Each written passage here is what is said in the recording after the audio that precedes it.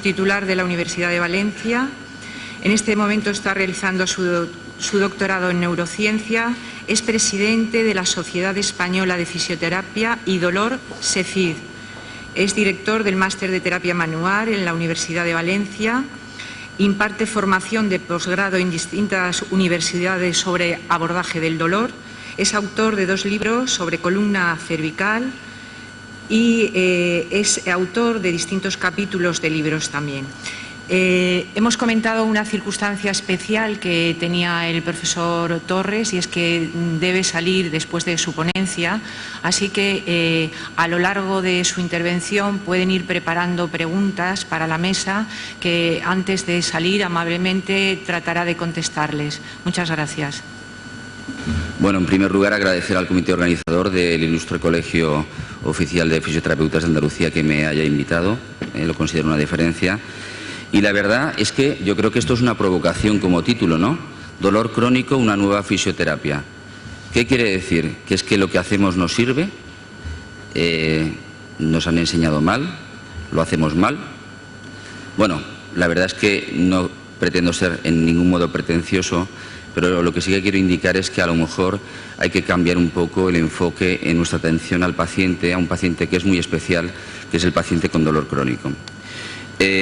¿Por qué es tan importante que nos enfoquemos o prestemos a este paciente atención? Porque es un problema clínico. Tenemos dificultades para manejar a estos pacientes, porque además muchos pacientes se deterioran y además porque desde un punto de vista económico supone una sobrecarga para los sistemas de salud considerable, y porque de hecho hay que tener en cuenta que muchas veces los resultados que tenemos no son muy alentadores.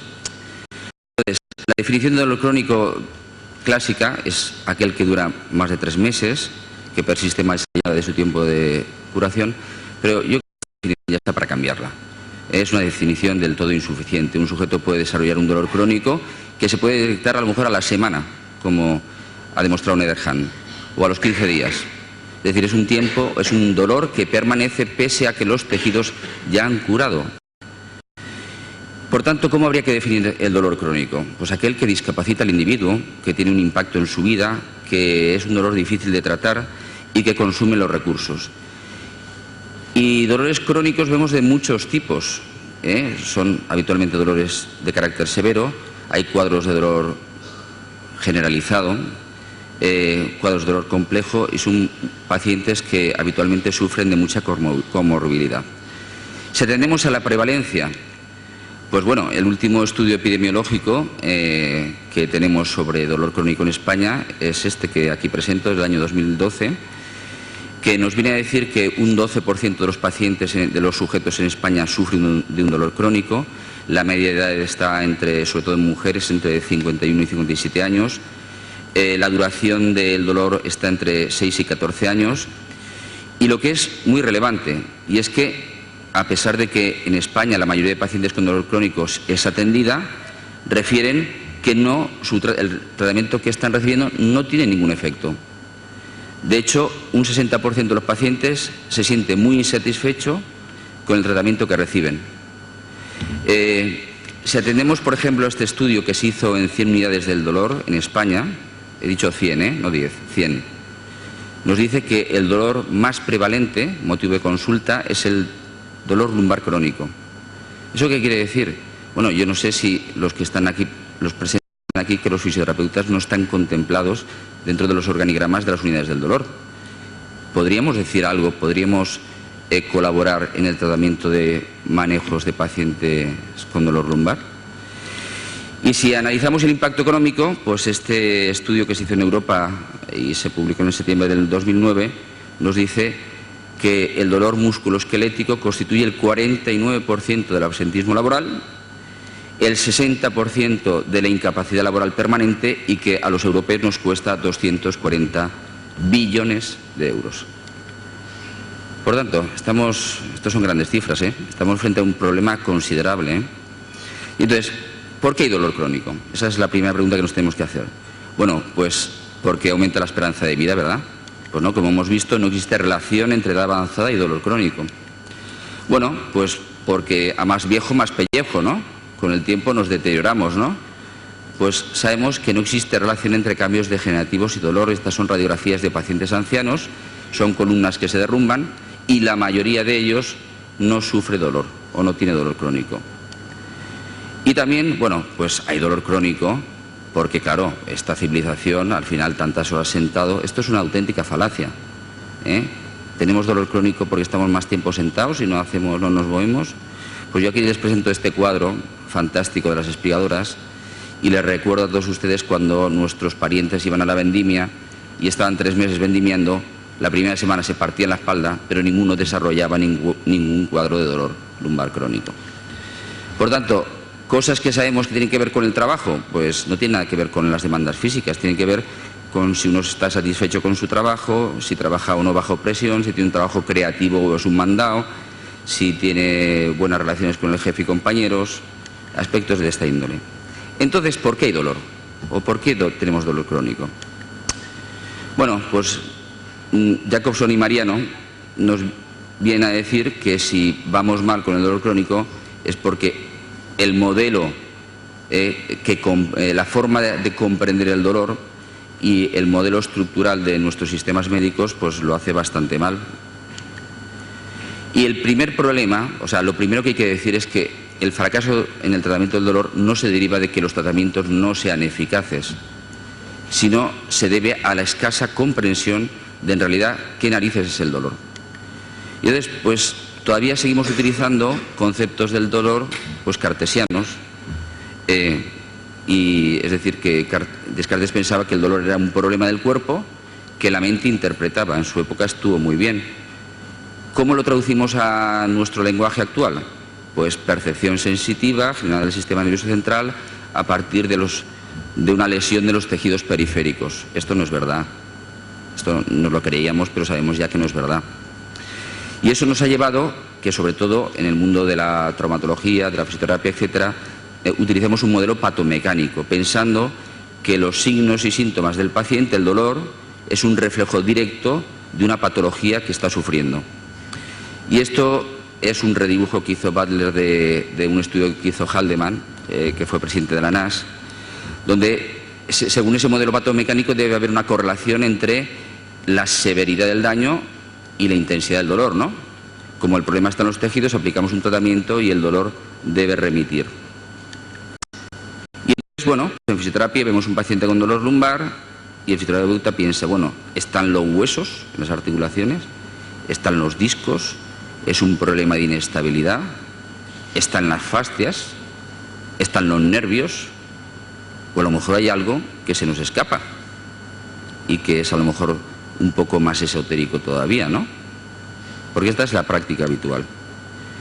Y todos los que llevamos algún tiempo en la práctica clínica conocemos lo que es la paradoja del dolor, y es que vemos pacientes con una patología importante que no refiere ningún síntoma y sujetos donde no vemos ninguna patología que tiene un dolor severo e intratable. Y yo les saco esta imagen de Julia Popova, que fue atacada cuando salía del trabajo, y cuando llegó a su casa se metió en la cama y su madre dijo, uy, parece que llevas algo en la espalda, una cosita rara. Y fue a verla, la despertó y vio que tenía clavado un puñal. No sabía que le habían clavado un puñal en el cuello. Casos de estos también se han dado en España, Y seguimos en el dualismo. Los pacientes con dolor crónico hay que tratarlos, los médicos y los psicólogos. Están muy chungos, tienen el cuerpo muy mal. Y claro, como están tan mal, están depres y están ansiosos, ¿no? Y vivimos todavía en el dualismo cuerpo-mente. Y otra de los problemas que se deriva de esta concepción del dolor es que al final el tratamiento que el paciente recibe depende más de las preferencias del clínico que de la patología que tiene. Si acude a un traumatólogo, pues le propondrá una artrodesis. Si acude a un fisioterapeuta que le encanta crujir los huesos, se los crujirá. Si a otro que le encantan los puntos gatillo, lo dejará como un colador. En fin, lo habitual, ¿no? Por tanto, hay que cambiar de paradigma. Y eso es doloroso, Eso es doloroso. Entonces hay que cambiar un poco y nos tiene que doler un poquito, ¿no? Y el primer paradigma es la práctica basada en la evidencia, que significa que muchas de las cosas que hacemos pues realmente tienen muy poquita evidencia y hay que empezar a olvidarse de ellas. El modelo biopsicosocial, y es que Las creencias, las conductas y el contexto social tienen importancia crítica en las manifestaciones del dolor, de la enfermedad y en cómo un paciente evoluciona. Y esto ya lo presentó la OMS, y es que durante años nos hemos preocupado de esto, de dónde estaba el problema, cuando de lo que nos tenemos que preocupar es en qué medida ese paciente, pues su calidad de vida se ve alterada. Y esto es lo que debe ser relevante. Entonces, por eso yo hago un esquema en la historia clínica que es esta, ¿no? Hay distintos dominios, hay factores implicados en el problema del paciente y estamos obligados siempre a evaluar creencias y conductas. Bueno, entonces, el dolor es una experiencia multidimensional, ¿no? Esto nos lo dijo ya la IAS, ¿no? La Sociedad Internacional para el Estudio del Dolor. Tiene aspectos sensoriales, tiene aspectos afectivos, el dolor es una experiencia aversiva, desagradable. Tiene aspectos cognitivos, lo que piensa un paciente sobre lo que tiene determina la experiencia, eso es absolutamente evidente. Pero también asocia alteraciones en las respuestas motoras, las respuestas neuroendocrinas, la respuesta del sistema inmune. Tiene un papel importante la conducta, el dolor tiene una función absolutamente conductual, modifica nuestras conductas, el rol del enfermo, conductas de medioevitación, y evidentemente se expresa en un concepto, en un contexto social y cultural que finalmente determina también la experiencia. Entonces, lo primero que hay que recordar, que lo sabemos todos, y es que una cosa es la nocicepción y que puede haber dolor tras la nocicepción, eso es evidente, nadie lo duda, pero ciertamente puede haber dolor sin nocicepción. Y esta es una frase de Lorimer Moseley que me parece genial, y es que la nocicepción no es suficiente, con nocicepción solo no hay dolor, y es que además no es necesaria. No hace falta nocicepción para sufrir dolor. Por tanto, ¿cuál es el nuevo paradigma que debe abordar el dolor crónico? Pues lo podríamos llamar el neurobiológico. ¿Y eso qué quiere decir? Pues que tenemos que hacer un paso de un modelo centrado en la patología o en la disfunción a este modelo que se orienta a la neurobiología de los tejidos. Eso quiere decir que en pacientes con dolor crónico el problema no está en los tejidos, sino que está en el cerebro. Y esto se ve reflejado, y les saco aquí un capítulo muy bueno de Louis Gifford y Mick Tucker y Jones, que se publicó en una de las, diríamos, Biblias del dolor, en el año 2005, y es el papel fundamental que ha jugado la fisioterapia a nivel mundial, en algunos países, en el modelo, en el cambio de modelo de atención al paciente con dolor crónico.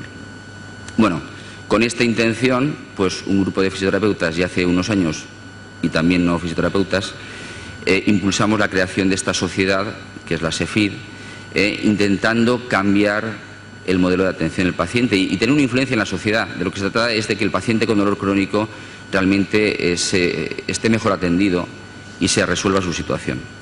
Entonces, ¿qué es el dolor crónico? Bueno, pues el dolor crónico sabemos que son cambios en el procesamiento central del dolor, es un proceso de sensibilización central, que sabemos que es complejo, que ocurre en múltiples niveles del sistema nervioso, y no me voy a alargar con esto. Pero sobre todo, la revolución de las técnicas de neuroimagen, que nos permite ver los patrones de actividad cerebral, nos están diciendo que el dolor ya no es un síntoma, sino que el dolor es una respuesta generada por nuestro cerebro, que además, siempre que se activen unas áreas específicas del cerebro, el sujeto tendrá dolor, independientemente de que el desencadenante sea un desencadenante nociceptivo, o sean cogniciones, o sean emociones, o sean estímulos visuales, etc. Los mapeos del cerebro con dolor sabemos que nos parecemos todos bastante, que hay diferencias individuales en función de la experiencia y sobre todo que hay diferencias considerables en pacientes con dolor crónico. Y sabemos que cuando un sujeto tiene dolor se activan múltiples áreas del cerebro y del sistema nervioso central. Y bueno, una de las teorías que fue y sigue siendo revolucionaria para comprender el dolor fue la de Melsack, que es la teoría de la neuromatriz, que viene a decir que todo lo que sentimos y experimentamos evidentemente lo genera el cerebro y que esa neuromatriz de la experiencia o de la percepción corporal es la que genera respuestas, y una de esas respuestas es el dolor, como otra respuesta pueden ser emociones, conductas, etc. Entonces el esquema sería el siguiente: un estímulo de cualquier tipo activa la neuromatriz, es decir, nuestro, diríamos, sistema operativo cerebral, y este pone en marcha un programa específico, adaptado o congruente con ese estímulo, o que el cerebro considera congruente. Y dentro de ese programa específico está el dolor y otros aspectos de la experiencia que el paciente tiene. Entonces el esquema sería el siguiente: acude un estímulo, se van a poner en marcha una serie de redes neurales de protección básicas, redes neurales límbicas, somatosensoriales y finalmente redes cognitivas. Y este concepto de la neuromatriz, asociado al concepto de cuerpo virtual de Wolff, viene a decirnos que el dolor no pertenece al cuerpo real, sino al cuerpo virtual. Y hay una frase excepcional de Melsack que viene a decir que no se necesita un cuerpo para sentir un cuerpo. Los sujetos que son parapléjicos tienen un dolor severo en los miembros inferiores y no se sienten las piernas. Y también nos dice que cada una de las cualidades de la experiencia del dolor puede ser generada por el sistema nervioso central sin necesidad de ningún estímulo nociceptivo, una vez más. Entonces, ¿qué es el dolor? Pues el dolor es, y sirve para explicar bien esto, pues como una ilusión óptica que genera el sistema nervioso. Yo les voy a decir que la imagen de arriba es del mismo color que la de abajo. Y me dirán, no, ¿verdad que no? Pues bueno, colocamos un cuadro de por medio y se van pareciendo, ¿no? Y todavía habrá gente que tenga dudas. ¿Realmente son del mismo color? Bueno, pues cogemos un cuadrito, lo ponemos abajo. Uy, se ha escondido, ¿no? Cogemos otro cuadrito, lo ponemos arriba y se ha vuelto a esconder. Nuestro cerebro nos dice que son de distintos colores por el contexto. Es decir, nuestro cerebro genera una respuesta coherente y es que lo veamos de distintos colores. Pues el dolor es exactamente igual. Es una respuesta que nuestro cerebro considera coherente a los estímulos que recibe. Y sobre todo, ¿qué es el dolor? Es una respuesta frente a una amenaza percibida, ya sea esta real o imaginada. Una vez más, el esquema sería un estímulo de cualquier tipo, nociceptivo, cognitivo, emocional. El cerebro tiene que decidir en milisegundos: esto es potencialmente peligroso, este estímulo quiere decir que estoy en peligro, y para ello va a acceder a la memoria, a experiencias pasadas, etc. Si considera que ese estímulo es potencialmente peligroso, pondrá en marcha la neurofirma, nuestra neurofirma del dolor, y experimentaremos dolor. Si frente al mismo estímulo, en un contexto distinto o en otro momento, nuestro cerebro concluye que no hay dolor, pues nuestro cerebro pondrá en marcha sistemas de inhibición descendente y no experimentaremos ningún síntoma. Y además el dolor es más. El dolor no solamente activa nuestro sistema nociceptivo, sino que es una respuesta multisistémica. Pero no nos vamos a enrollar, ¿verdad? Pero sobre todo lo que hay que entender es que el dolor crónico es una memoria. Y como dice Abkarian, el dolor crónico consiste en la persistencia de una memoria del dolor, o en la incapacidad para extinguir la memoria del dolor que apareció por una lesión, por ejemplo. Y un artículo de junio de este año es fantástico, que nos demuestra cómo la experiencia de ansiedad, el miedo, el estrés, es decir, por tanto, la activación de la amígdala, y lo que produce es la generación de nuevas neuronas en el hipocampo. Lo cual, ¿qué quiere decir? Pues que toda experiencia emocionalmente adversa va a ser memorizada de una forma fantástica, y el dolor lo es. Por tanto, ¿qué activa la memoria del dolor? Pues pueden ser estímulos nociceptivos, evidentemente, o estímulos que el sujeto ha memorizado y no son nociceptivos realmente, o estímulos cognitivos como miedo al dolor, o estímulos emocionales, o estímulos visuales, cualquier cosa que el sujeto considere que es un estímulo coherente para poner en marcha esa respuesta del dolor. Y les voy a poner una pequeña peliculita ahora. Y esta es una paciente que me acudió hace un año por una latiga cervical. Cuando le hice la entrevista, en realidad su problema, yo te aviso, en realidad su problema no es que le dolía el cuello, sino es que tenía un dolor severo en la rodilla, un dolor que había tenido 4 años antes después de una cirugía del cruzado anterior. Pero un año antes de ese accidente ya el dolor había cedido, había sido un dolor, una rehabilitación muy dolorosa, muy molesta, había sido intervenida 2 veces, 2 artroscopias de rodilla después, etc. Con lo cual de repente empieza a contarme unas cosas y eso es lo que me cuenta. ¿Qué te pasa con la rodilla? Pues me pasa que a veces veo a alguien hacerse daño o caerse, o un futbolista pegarse un rodillazo y me duele a mí. O sea, me duele a mí, pero mi rodilla. O sea, no es que me dé sensación de decir, oh, pobrecito, qué daño se ha hecho. Sí, sí que, pero me duele físicamente, localizado.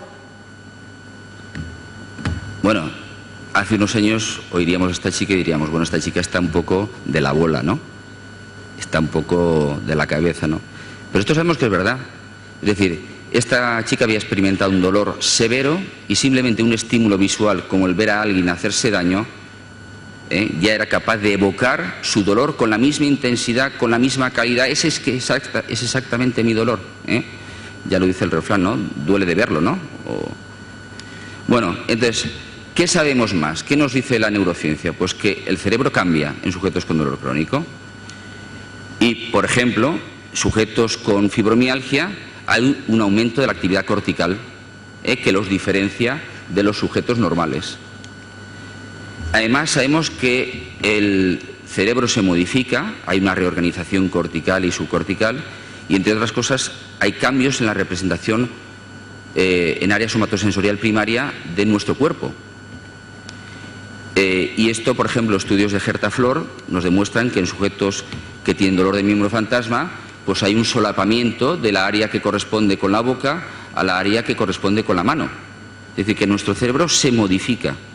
O, por ejemplo, estudios de Meinhofer en síndrome doloroso regional complejo, que también vemos lo mismo, que hay un solapamiento, si la distancia normal es 1,8 centímetros entre el primero y el quinto dedo, pues en sujetos con síndrome doloroso regional complejo eso se reduce pues a 0,9 centímetros. Es decir, que nuestro cerebro cambia, lo cual nos explica muchas veces cómo sujetos tienen, se puede evocar sensaciones dolorosas o no dolorosas en áreas que teóricamente no corresponden con la zona estimulada.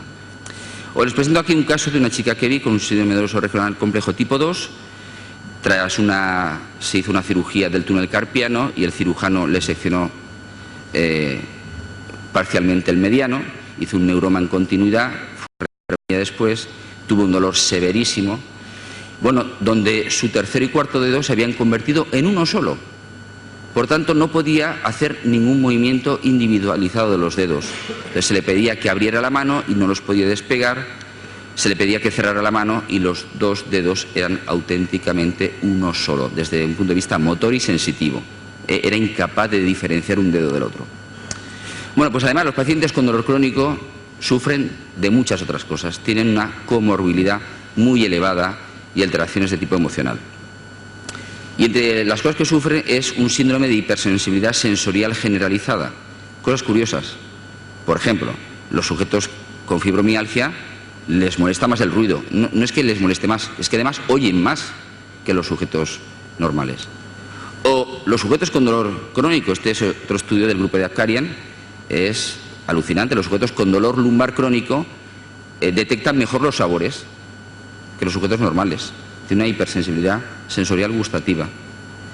Y otras cosas, pues que sabemos que el dolor funde el cerebro. Y esto es cierto, muchos estudios lo demuestran, muchos, Y es, por ejemplo, sujetos con fibromialgia tienen una atrofia, una disminución de la sustancia gris a nivel del cerebro. Y en zonas relevantes, o este estudio también de Akkarian, los sujetos con dolor lumbar crónico tienen una atrofia del córtex prefrontal, se hacen más cortitos, más tontitos, tienen déficits cognitivos. Y como dice Breivik, de forma resumida, el dolor crónico es una enfermedad del cerebro. El dolor crónico está en el cerebro. Con lo cual, si tenemos que abordar el tratamiento del dolor crónico, ¿qué tenemos que hacer? Lo primero, que lo que hagamos esté basado en la evidencia y sobre todo centrado en el paciente. Y pues por provocar un poco al personal hay que saber que la evidencia nos dice algunas cosas, y es que los tratamientos pasivos y las terapias alternativas son irrelevantes en el manejo de pacientes con dolor crónico. Y la evidencia que nos dice que hay cosas que sí que funcionan, y es educar al paciente, una fisioterapia activa y aumentar su nivel de actividad física. Entonces, ¿cuál es el tratamiento que ya hace años que promovemos y alguno de aquí, de los que está aquí, está utilizando también? Pues primero un abordaje cognitivo y conductual, el el objetivo es la sensibilización central, modificar esa reorganización cortical que el paciente ha sufrido, y que es crítico manejar aspectos psicosociales que están implicados en la experiencia del dolor del paciente. Y entonces este sería un poco el programa que en mi práctica de dolor crónico yo hago, ¿eh? Hay una parte que sería la reestructuración cognitiva, la desensibilización, la reeducación física y sobre todo estimular a que vuelvan a su vida normal. Entonces, en conclusión, ¿qué hay que hacer? Pues lo que tenemos que hacer es, si el problema está en el cerebro, debemos hacer fisioterapia para tratar el cerebro, adaptada al cerebro. Y entonces, ¿qué es lo que hace el fisioterapeuta o el clínico que se dedica a tratar a esos pacientes? Pues es un rol totalmente distinto. En vez de aplicar técnicas, lo que hacemos es estimular cambios cognitivos, conductuales y favorecer cambios neuroplásticos. Lo que intentamos es resetear el cerebro. Y para tratar el cerebro, pues yo de forma esquemática he dividido el tratamiento pues en estos 5 aspectos. Por ejemplo, tratamiento cognitivo, porque son sujetos que tienen cogniciones erróneas, catastrofistas, tienen conceptos patoanatómicos erróneos que a lo mejor les hemos transmitido nosotros o otros profesionales de la salud. Y entonces tenemos que hacer una auténtica reestructuración cognitiva. Y para ello la neurociencia nos apoya. Y hay que hablarles de lo que es la sensibilización central, que el dolor es una memoria, que el dolor no está en su cuerpo real, sino que está en su cuerpo virtual, que el dolor depende del contexto, etc. Entonces la gente me dice, oiga, ¿usted está haciendo psicología? Y digo, pues no.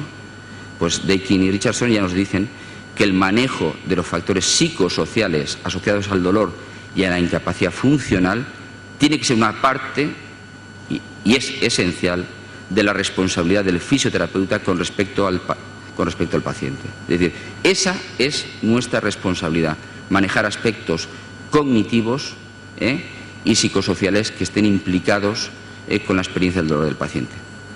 Entonces, ¿cómo hacemos la reestructuración cognitiva? Pues utilizamos la neurociencia, que entiendan que tienen dolor, y es cierto, pero que el dolor no está en sus huesos, no está en su cabeza, sino que está en su sistema nervioso central. Es biologizar la experiencia que el paciente tiene. En definitiva, que el dolor que tiene no significa que esté mal, que su cuerpo esté mal, que su problema es que tiene una sensibilización central, que su cerebro malinterpreta, codifica más los estímulos que recibe, que el dolor está en su cuerpo virtual y no en el cuerpo real. Desde el punto de vista, ¿cuál es el tratamiento sobre el contexto emocional? Pues sabemos que los pacientes son pacientes hipervigilantes, que viven con miedo, el miedo los atenaza, que sufren un auténtico distrés emocional y evidentemente, y lo pongo entre paréntesis, ¿hay algún otro aspecto de tipo emocional que esté implicado en el desarrollo del dolor crónico? Porque a lo mejor eso se escapa de nuestras competencias. Sabemos que hay una correlación entre experiencias adversas en la infancia y dolor crónico, entre haber sufrido abusos sexuales y sufrir dolor crónico. Por tanto, tenemos que plantearnos si en alguno de nuestros pacientes hay algo que está perpetuando y que no es de nuestra competencia esa situación de dolor crónico. Entonces, ¿qué es lo que hacemos? Pues hacemos una asimbolia del dolor. Es decir, ¿qué quiere decir? Que quitamos el aguijón al dolor. El dolor no significa, cuando el paciente empieza a entender que el dolor no significa que me estoy deteriorando, que eso que me ha dicho el médico y es que tengo una osteoporosis, que es la carcoma de los huesos, no es cierto, sino que mi cuerpo está sufriendo pues cambios a los que se va a poder adaptar o cualquier otra explicación, pues el paciente empieza a tener menos miedo, menos ansiedad frente a la experiencia y va desimbolizando, asimbolizando ese dolor. Desde el punto de vista perceptual, ¿podemos hacer algo? Pues mucho, porque son sujetos con una hiperalgesia, pues con alodinia, pensemos en dolor neuropático, y entonces podemos utilizar muchas técnicas, cosas que durante décadas hemos estado haciendo, técnicas de estimulación o de contrairritación o de neuromodulación, etc. Estas técnicas de estimulación, pues, ¿de qué se trata? Pues aumentar las aferencias no nociceptivas o nociceptivas, y producir una neuromodulación periférica. Y puede ser cualquier cosa, pues estimular la piel, el calor, movilizar las articulaciones, los nervios, o producir daño, producir dolor. No hay mejor analgésico que producir dolor, estimular de alguna manera. Ahora bien, yo siempre digo que estas técnicas de neuromodulación periférica, que han demostrado su utilidad en dolor agudo, yo personalmente raramente las utilizo en pacientes con dolor crónico, porque lo que quiero es desmedicalizar al paciente, pero bueno, que nos pueden ser útiles, podemos utilizar en algún momento. Bueno, y ejemplos de estas, pues yo no sé si han conocido los antiguos parches Sor Virginia, que eran fantásticos, fantásticos. Estos son los modernos, ya no es lo mismo. O a lo mejor algunas cosas de las que están de moda, pues a lo mejor lo que hacen es estimular la piel, lo cual es fenomenal porque es nuestro órgano sensorial más extenso. O hablar, que no tengo tiempo, de nuestro sistema de control inhibidor difuso del dolor. Y es que nuestro cerebro está hecho para la relevancia. Entonces, nuestro cerebro está recibiendo miles de estímulos en un momento determinado. Y solamente va a hacer caso, va a llevar a la consciencia aquello que considere relevante. Por lo cual, en un sujeto con dolor, a lo mejor le doy otra estimulación, que puede ser cutánea, o ver una película fantástica, o inducir la distracción de cualquier tipo, y nuestro sistema de control inhibidor difuso del dolor pues va a anular la percepción dolorosa. Pues a lo mejor muchas de las técnicas que hemos estado utilizando durante años en realidad no han sido efectivas por sus aspectos mecánicos, sino a lo mejor han sido efectivas porque han inducido la activación de nuestros sistemas moduladores del dolor.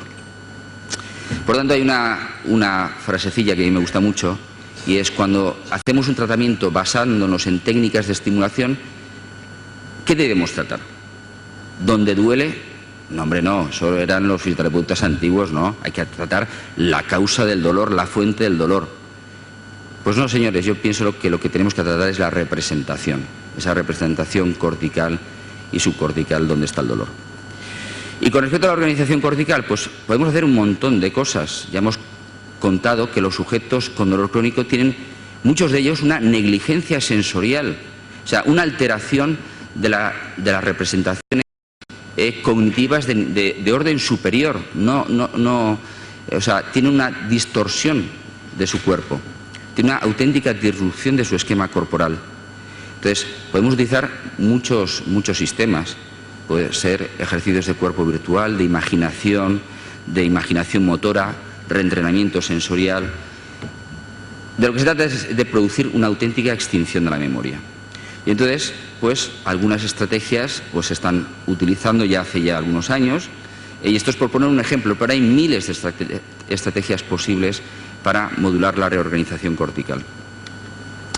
Entonces, como he comentado, el dolor crónico se asocia a una alteración de las representaciones cognitivas de orden superior, como los sujetos que han sufrido un ictus, o que tienen una alteración central, pues de causa después de una lesión vascular, etcétera. Tiene una auténtica negligencia sensorial, una auténtica negligencia cognitiva, negligencia motora. Tiene su esquema corporal alterado. Entonces, ¿qué estrategias se proponen? Pues estimular el cuerpo virtual. En realidad de lo que se trata es actuar sobre esa representación cortical que forma parte del programa del dolor que el paciente tiene sin necesidad de evocar el dolor. Es decir, ponemos en marcha el programa al que se asocia el dolor, pero evitando inicialmente que el sujeto perciba el dolor. Estas técnicas, ¿qué mecanismos se han propuesto? Pues son eficaces, pues, a lo mejor porque activan esos circuitos motores corticales, porque activan nuestro sistema de neuronas en espejo, porque reconcilian las respuestas motoras con la información sensorial, y porque seguramente normalizan nuestras representaciones cognitivas, sensoriales, motoras, etc. Por ejemplo, los movimientos imaginados que se están utilizando en entrenamiento deportivo sabemos que activan las mismas redes corticales que un movimiento real y que nos permiten acceder a ese cuerpo virtual sensitivo motor sin desencadenar el dolor. O la clásica reeducación en espejo, o lo que estamos empezando a hacer de reeducación virtual. ¿Por qué? Porque sabemos que a nivel cortical la información visual, y un ejemplo era el caso de esta chica que os he enseñado, domina sobre la propioceptiva. Por tanto, el feedback visual domina sobre el feedback somatosensorial en la representación cortical propioceptiva. También porque aumenta la excitabilidad motora, porque a lo mejor activa nuestras neuronas en espejo. Es decir, tenemos evidencia de que estos sistemas de realidad virtual o reeducación en espejo son eficaces. También el entrenamiento de discriminación sensorial. ¿Por qué? Porque sabemos que los sujetos con dolor crónico tienen menor capacidad para discriminar la localización de un estímulo y las características de ese mismo estímulo cuando lo aplicamos sobre la piel. Y además que sabemos que la intensidad de la reorganización cortical se relaciona tanto con la intensidad del dolor que el paciente sufre como en la disminución de la discriminación sensorial. Y esto es el primer trabajo que se hizo de utilización de discriminación sensorial en pacientes con dolor de miembro fantasma, fantástico, de Herta Flor, donde demostró que en amputados a los que se entrenaba en discriminación sensorial, primero se obtenía una reducción de la intensidad del dolor de miembro fantasma, que eso se asociaba a un retorno, una normalización de la reorganización cortical, y además estaban correlacionados el aprendizaje en la tarea de discriminación con la mejora de la reorganización cortical y con la disminución del dolor. Bueno, de paso, si quieren oír ustedes a Herta Flor, pues yo lo recomiendo, les haré publicidad de un próximo congreso internacional que tendremos a inicios de año. Bueno, y puede ser, por ejemplo, entrenar la discriminación entre dos puntos, utilizando el discriminator, o mejorar la densidad de inervación con los monofilamentos de Semmes-Weinstein, etc.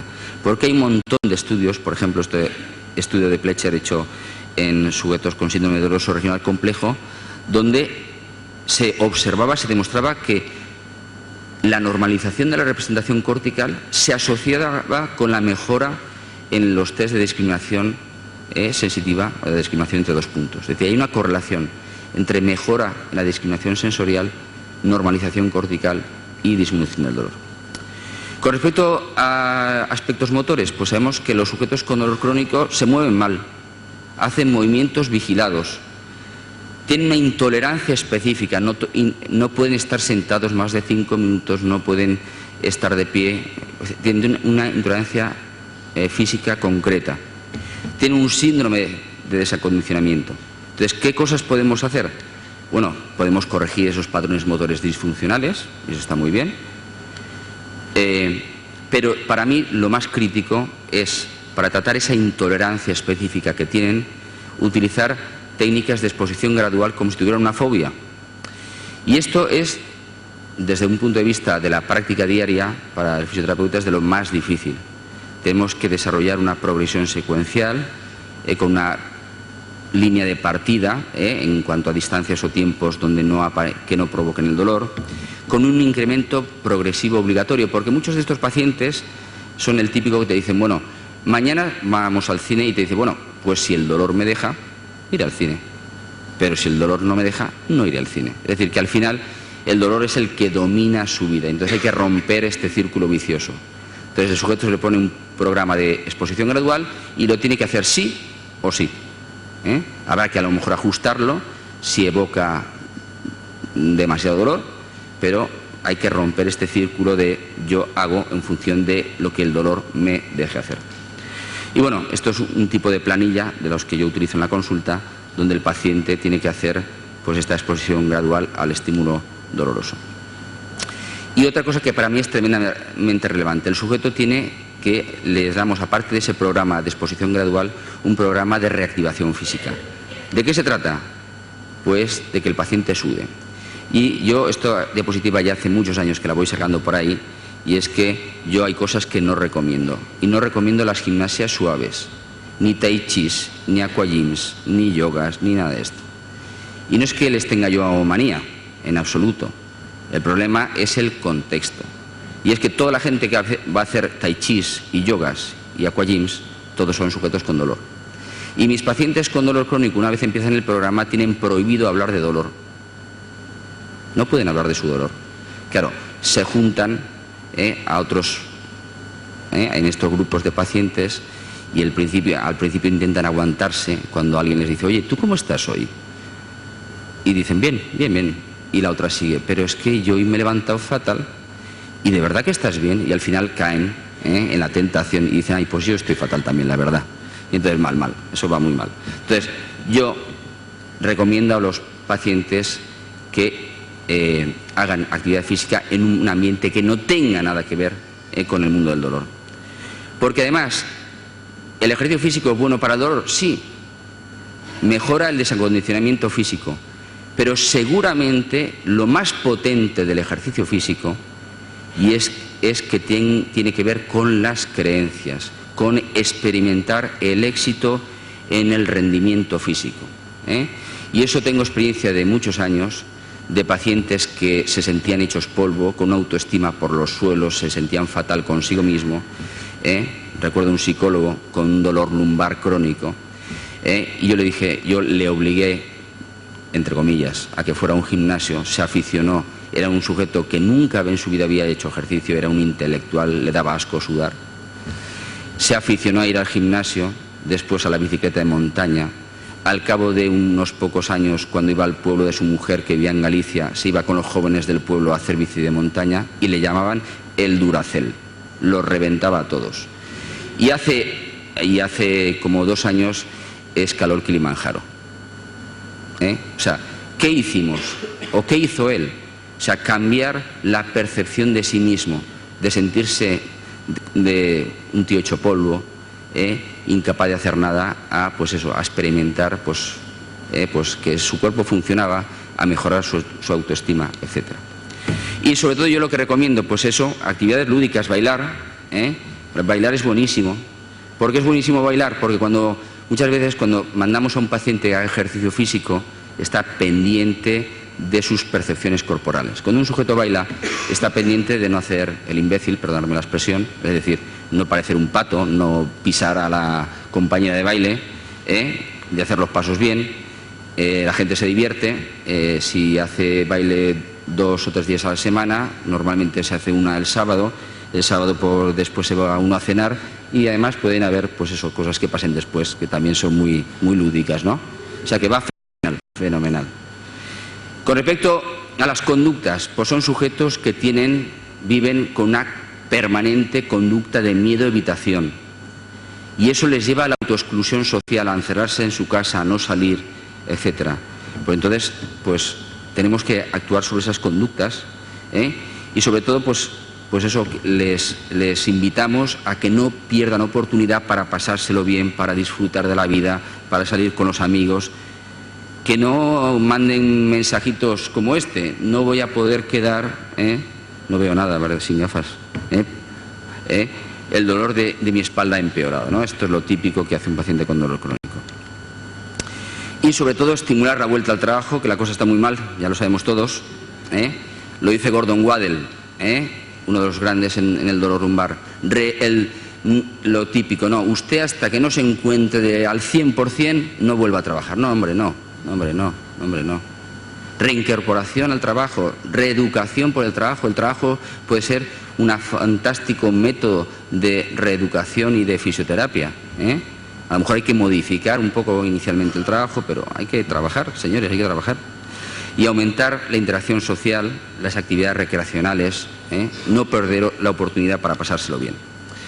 Y sobre todo, porque como son sujetos que, muchos de ellos que llevan muchos años con dolor, ayudarles a identificar el éxito, a experimentarlo, porque a lo mejor están realmente mejorando, objetivamente se ve que mejoran, somos todos conscientes, pero ellos tienen dificultad para ver que están mejorando. Y yo creo que me he portado bastante bien con el tiempo, ¿no?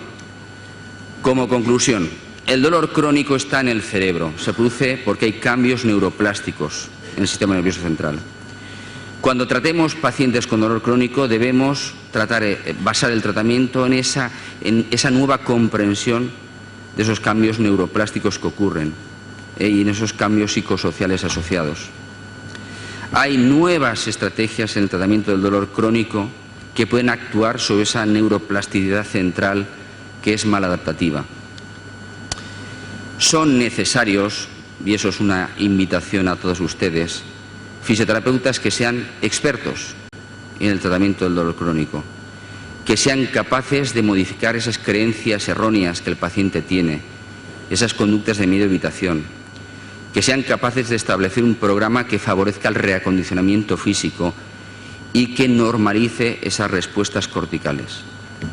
Y finalmente, los conocimientos actuales que nos concede la neurociencia, junto con el nuevo abordaje, con esa aproximación neurobiológica y con ese modelo biopsicosocial que debe basar nuestra práctica cotidiana, deben impulsar un cambio en el modelo de fisioterapia orientado al paciente con dolor.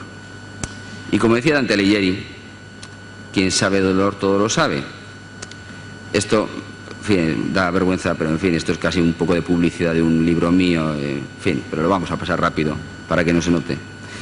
Y finalmente, invitaros a todos vosotros al segundo Congreso Internacional de Dolor y Fisioterapia de la SEFID, que lo tendremos el 3 y 4 de febrero en la Universidad de Alcalá de Henares. Aquí tenemos el director del departamento que muy amablemente nos está apoyando, con muchos ponentes internacionales de altísimo nivel como Gerta Flor, Thomas Graven Nielsen, Paul Watson, un fisioterapeuta que fue el anterior presidente de la Sociedad Inglesa del Dolor, que está dominada por anestesistas. Pues fue un fisioterapeuta el presidente.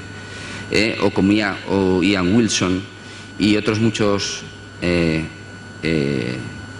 docentes y ponentes con mucha experiencia y con alta calidad.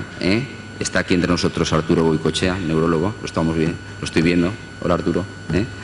Y que yo creo que va a ser una fantástica oportunidad para entender qué es esto del dolor crónico, qué cosas se puede hacer en dolor crónico.